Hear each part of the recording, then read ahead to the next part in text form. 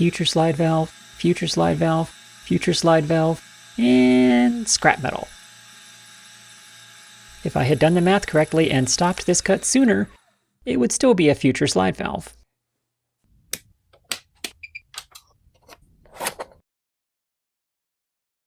Hello Internet, my name is Quinn and this is Blondihacks. I'm working on my locomotive this week and I'm going to make the valve assemblies. There's a bunch of tiny little parts that all together form the slide valves that direct steam to the different ports on the cylinders. And stay tuned for the end of this one because there's going to be the earliest, tiniest attempt at a chooch, like a proto-chooch. Stay tuned. It's time to crack open the steam chests once more because we're going to be building the stuff that goes inside of here. The steam chest is pressurized to regulated boiler pressure, and the slide valve is going to go in this little box, right up against those port faces. The valves are bronze, and I'm going to make them from this chunk of 2 superglued pieces that were used to make the main driver bearings, if you recall. And well, I'd like them to be separated because I can get one valve out of each. So, I said I'd like them to be separated so that I can get one valve out of each. I'm going to start by squaring these up and bringing them to final outer dimensions of the overall valve. Every so often, through no fault of my own, all of the variables come together and I actually get a really amazing surface finish. Look at that. That is a mirror right off the tool. I wish I could say I do that regularly, but I do not. Once brought to thickness, I'll now turn these blanks on their sides and machine the other 2 dimensions. I drew those little rectangles on one face to remind me which is the bottom. That's where the valve pocket will be. The older I get, the harder I find it to keep track of which side is which when I'm machining a blank for a rectangular part. To machine the ends, I'm going to use a dual setup where I've got one block clamped at each edge of the vice jaw. I'm going to put a little piece of paper behind one of them to make sure that the one on the left gets heavier clamping. And what that's going to do is allow me to take heavier cuts. You don't always need to balance the vice jaw like this, but if you're going to be taking heavy cuts, it's never a bad idea. It ensures that the vice jaw is clamping square on both parts and gives you a better grip. If you're taking heavy cuts on a piece clamped right at the edge of the jaws, it is sometimes possible for that part to move. It's not usually a big deal with the kinds of parts that you see me making and the kinds of light cuts you usually see me taking, but it's still not a bad idea to balance the jaws.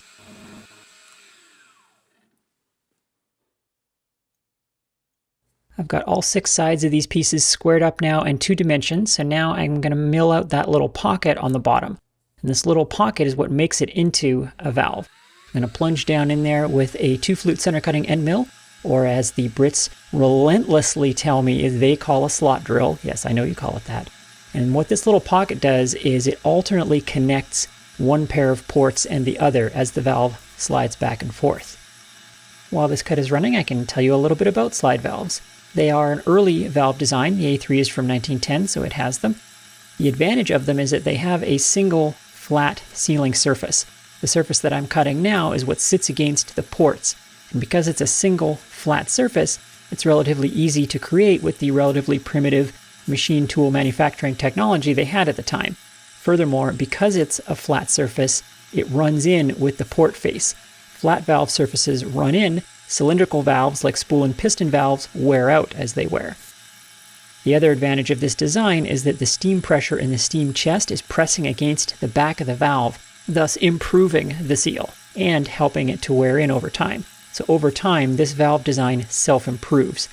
The disadvantage of it and why they stopped using it is that you are limited in how high a boiler pressure you can run with it, because that pressure on the back of the valve is costing you power, and it gets to the point where it's costing you too much power and your boiler pressure is thus upwardly limited, which limits overall locomotive power.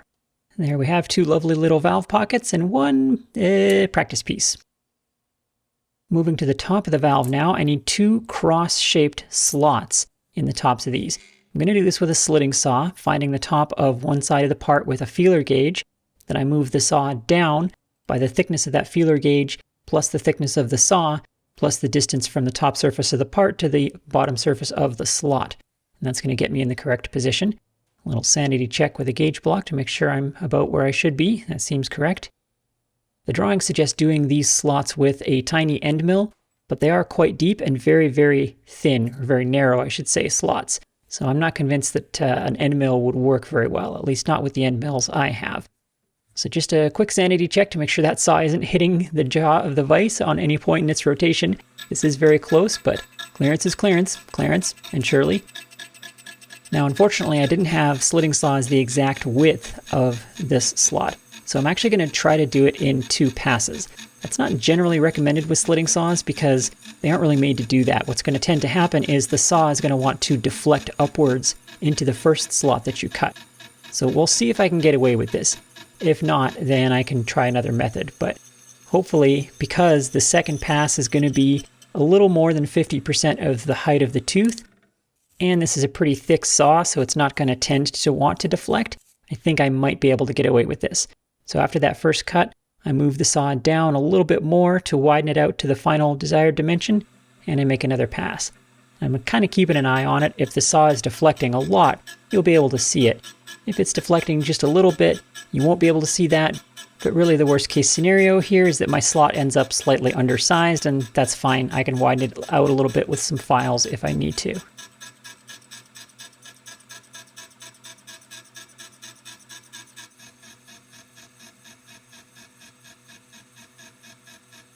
I gotta say though, that seemed to go just fine. That saw was showing no signs of deflection whatsoever.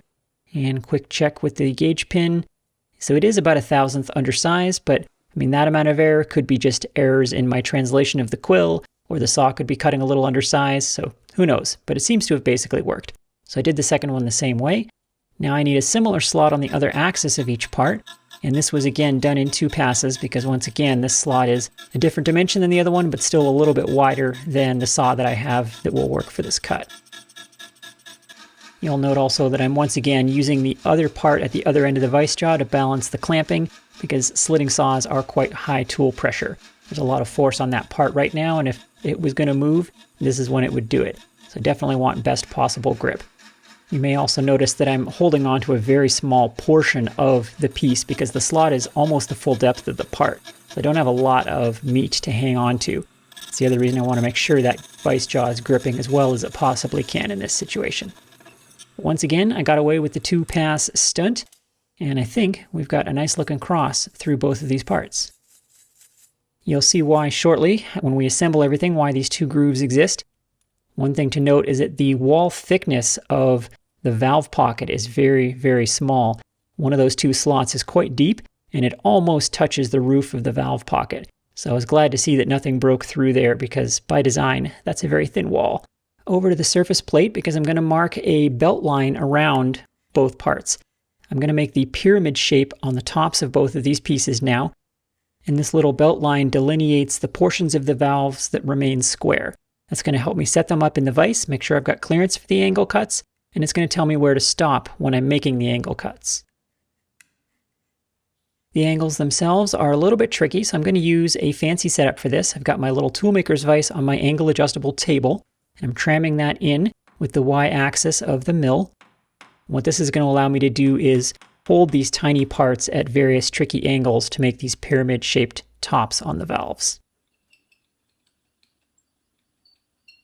This beautiful Wilton toolmaker's vise was a gift from a viewer many years ago, and it's really wonderful for holding these very, very tiny parts. And it's small enough that I can clamp it to my little angle table. The drawing does not actually give the angles for these cuts, but it does give all of the dimensions of all the various surfaces that result from the cuts. Thus, I had enough information to SOHCAHTOA my way to the actual angles that I need for these cuts. Conveniently, 6 of the 8 cuts that we need to make are all at the same angle, so I'll start with that one.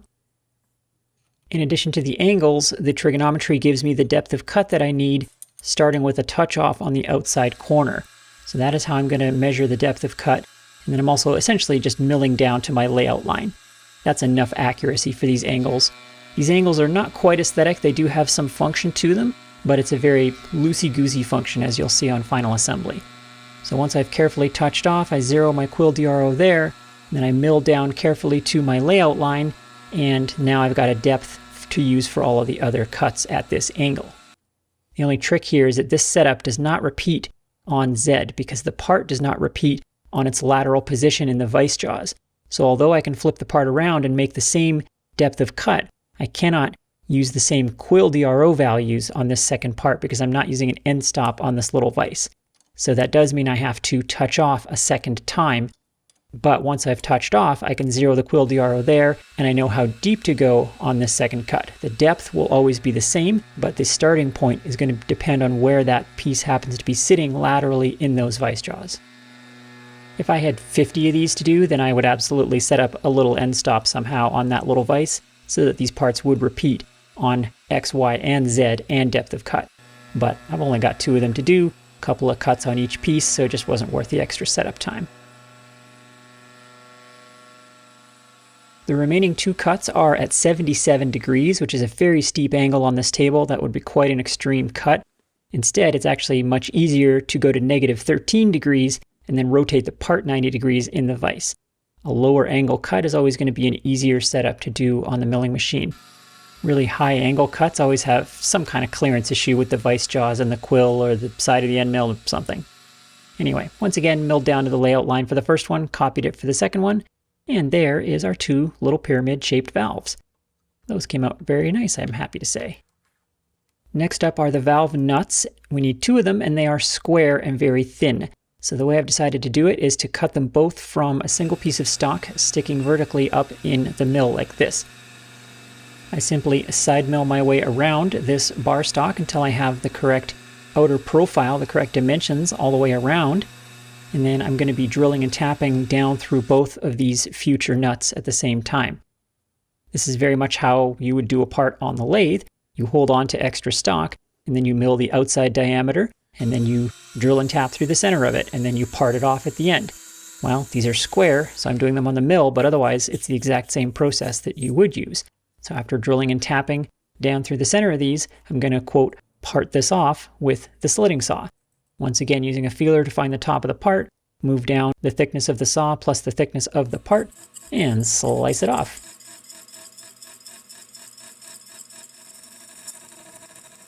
And mill Yahtzee. Then I move down a little further and slice the second one off the same way. The way this all goes together is really neat. The little square valve nuts go down into the crossways groove on the top of the valve, and then the valve spindle threads into that valve nut. Now you might be wondering, why wouldn't you just drill and tap the actual valve itself? Why have a separate nut like this? Well, the reason is that the valve itself has to float on the valve spindle. Remember, I talked about how the steam pressure pushes the valve up against the port face. That means that valve has to have a little bit of movement in it. So that valve nut is not too tight in there. It has a little bit of motion, but it's going to hold the valve forward and back with no slop, because if the valve has backlash in it, it's going to be nearly impossible to tune the valve timing of the engine. So slide valves always have some way of keeping a loose connection between the spindle and the valve itself. There's lots of different ways that steam engines did this, but on these really small models, a little square valve nut is a very typical way to do it. Then off camera, I made the valve spindles themselves. They are stainless steel, and they were made exactly the same way as the piston rods, which is why I have not shown them to you. If you really want to know, go watch me make the piston rods again. The important thing is you can see how the lengthwise slot in the valve gives you clearance for the valve spindle, and now we can thread the valve spindle in and out to adjust the valve timing. Next up, it's 4140 time. I'm going to make the 2 little valve clevises, clevoxen? 2 of a valve clevis is what I'm going to make from this stock. I'm going to use 4140. It needs to be steel, but any steel would be fine. I have this little piece of 4140, and this stuff machines really nicely. There you can see once again my little old person cheater reminding me of the orientation of these parts on the stock. I'm milling the OD of both parts at once, and then I cut them apart later on the bandsaw when I'm ready to put the final features in, which is what I'm doing right now. Starting with drilling and tapping the backs of them to thread into the valve spindles. And then we have a little clearance hole at the top, like a little counter bore, but made with a drill. You'll see what this is for in a minute. This is a really nice little feature, something that Kozo does a lot, and it's a great little tip. And of course, end stopping my way to success, since I have to do all of these operations twice for the 2 valve clevises. Next, these pieces get rotated sideways, and a hole is drilled and reamed through them to take a pin, and this is where they attach to the rest of the valve gear. Amusingly, this reamer is a 2mm reamer. Even though these drawings are all in imperial, I think Kozo probably designed them in metric and then converted them so that the book would have broader appeal among UK and North American model engineers, because there are a suspicious number of specified reamers that are very weird imperial sizes until you convert them to metric and they line up suspiciously well. Next, I mill a slot down through the middle of each of them, and this is what makes it into an actual clevis. Without this, it's just a block. Check the final dimension of that with a stack of gauge blocks, not gauge clevises, because there's no slots in them, and that is perfect. Very nice. That's looking pretty good. It certainly looks like a clevis. The only thing it needs is a nice aesthetic rounding of the ends. For that, I'm going to go over to my end rounding fixture on my belt sander. I have a video on making this if you're interested. I have attached a piece of threaded rod to the back of each clevis to keep the meat away from the machine as much as possible, and I'm going to use this to round the ends. This little fixture is a great tool for rounding the ends of things where it's mostly an aesthetic or decorative detail, and absolute precision and accuracy of the radius doesn't matter that much, just needs to kind of look nice. This is a whole lot quicker and easier than setting up the rotary table or some other complex fixture for doing this. I have a series of different sized pins to hold the center of various sized parts, and I can drill and add new pins to the fixture as needed. There's the little rounded end clevis now. I am actually pretty pleased with how that came out. 4140 just really has a nice look to it. It machines so nicely. Now I'm going to thread this into the valve rod, and now we get to see what that little counterbore that we did with the drill was for. The end of the valve rod is threaded, of course, and the end of a thread never comes out perfect. There's always a little bit of a mangy, shallow spot at the end that doesn't quite come out perfect, and that little counterbore hides all of that. It allows you to thread the valve rod in far enough to bury the little mangy end of the thread, and it just really makes everything look nice. And the holes are offset, of course, because they need to be for how the valve gear all relates to each other. You'll see that later on in the build. All right, let's get this on the locomotive and see how it all looks. Maybe we can even try to get a sense of how it's going to work. The valve goes in the steam chest, and we thread the valve rod into it. We won't be adjusting the timing, of course, until much, much later in the process, but you can at least see how it slides back and forth and alternately connects one pair of ports and the other with that little pocket on the underside of the valve. Then the steam coming into the steam chest is using that little corner passage, and that is filling the whole steam chest, which is also why the valves have this pyramid shape, so that the steam can get around to every part of the steam chest and not be blocked by the valve itself. It's all very cool and very pretty, and unfortunately, eventually we'll never see any of it again because it's going to live its entire life inside the steam chest. Of course, we're going to have this steam chest apart 50 more times before this locomotive is done, but someday it will live inside there forever, never to be seen again. Wow, that's looking very nice. The question is, can we demonstrate any kind of functionality with this? Maybe. I sealed everything up as best I could. I took out one piston, and you can sometimes run a steam engine by hand with careful manipulation of the valve. I have managed to do this for a few seconds at a time with simple stationary engines. I wasn't going to try to do it with two valves on this, so that's why I've got one piston removed and the other valve is just sitting in the closed position. You can see I kind of got some partial rotations out of it when I got the valve lined up just right with the rotation. And sometimes it runs backwards because you're moving the valve with the opposite timing that it's supposed to have, which is actually how steam engines go backwards. We'll cover all that later, but yeah, it's very, very difficult to do this with a locomotive. But yeah, you can see some very early signs of life. Just to get that little quarter rotation out, a lot of things have to be working, so that is a really good sign. Of course, on the final thing, there is a whole lot of valve gear that's making all of that timing work correctly, and that is what we're going to be building very, very soon. We've got the valve now. Now we can start attaching it to the actual valve gear. The combination lever is the next thing to build, and that's the beginning of the valve gear proper. Pretty exciting times for this thing, but I'm really pleased with how these valves turned out. It's kind of a shame that they're not visible on the final locomotive because honestly, they're some of the prettier parts that I've made, I think, so far. Just again, the variables really lined up on surface finish, but that's okay. We're making progress, and that's a good thing. Well, thank you so much for watching. I hope you've enjoyed this process, and I hope you are getting excited about seeing some real chooching very soon on this thing. Thank you very much for watching. Thanks for your support, especially my patrons who make this all happen in a very direct way every single time, and I will see you next time.